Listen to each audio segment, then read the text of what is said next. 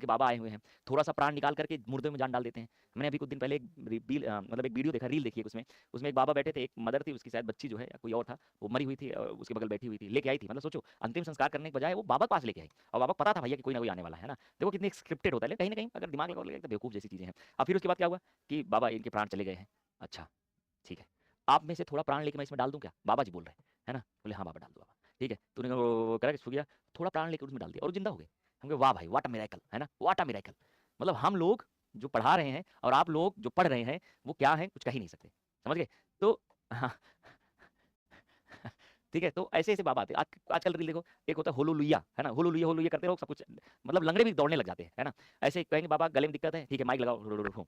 हाँ, अब ठीक है, अब ठीक है ना? पेट में ट्यूमर है, ठीक, सब ठीक है।" मतलब मैं तो मतलब ऐसी चीज़ें चाहता हूँ, सरकार इतने मेडिकल सुविधा पर हज़ारों करोड़ रुपए खर्च होते हैं एक मेडिकल कॉलेज बनाने में, है ना? ठीक है, तो उनको क्यों बनाया जा रहा है? ऐसे बाबा से तालीम ली जाए, बाबा बनाया जाए और फटाफट इलाज कर दें सबका खटाखट खटाखट। समझ गए क्या? तो ये आपकी भी ज़िम्मेदारी है, आप पढ़े-लिखे लोग हो, आपके घर परिवार में लोग अगर ऐसी चीज़ों के चक्कर में पड़े हुए हैं, तो उनको समझाइए, है ना? ये सब चीज़ें जायज़ नहीं है, वो सब स्क्रिप्टेड होता है। कोई भी बाबा अगर कोई चला के दिखा रहा है, कुछ तांत्रिक शक्तियाँ होती होंगी, लेकिन इतनी भी तांत्रिक नहीं होती होंगी कि मुर्दों में जान डाल दे, है ना? होलोलुइया करने से सारी चीज़ें सही हो जाए, है ना? ठीक है? एक्टिंग उनकी बहुत बढ़िया-बढ़िया होती है। देखो डांस ऐसे भूत-प्रेत वाला कितना बढ़िया डांस करते हैं। सबका शाम को हिसाब होता है। शाम को बोलता है, "मैं ज़्यादा नाचा, मुझे ज़्यादा पैसा दो", है ना? तो ये सारी चीज़ें,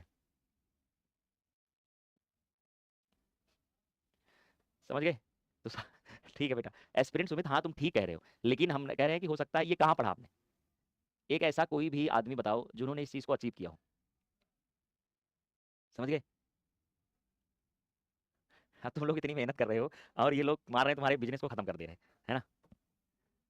चलो, कोई बात नहीं। तो वही बाबा बीमार पड़ते हैं तो आपके पैर पड़ते हैं। समझ गए आके कि अरे डॉक्टर साहब बचा लीजिए। तब तुम बोलना होलोलुइया, देखता हूँ ठीक होता है कि नहीं। वो मंत्र सिखाओ हमको बाबा, वो मंत्र सिखाओ। है ना? तब जाके आपका इलाज हो पाएगा। ठीक है?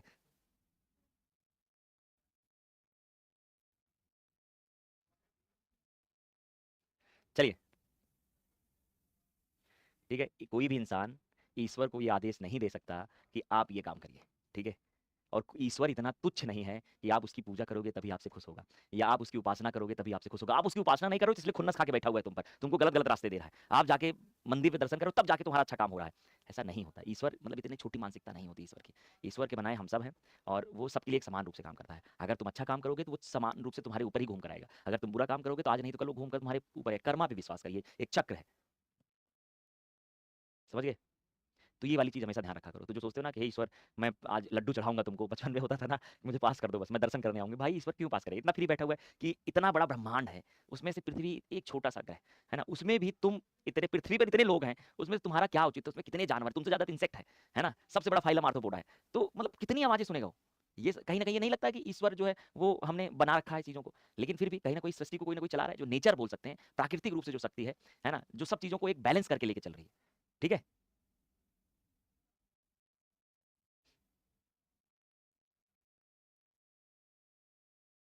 ठीक है, चलो अब हम बात करते आते हैं। तो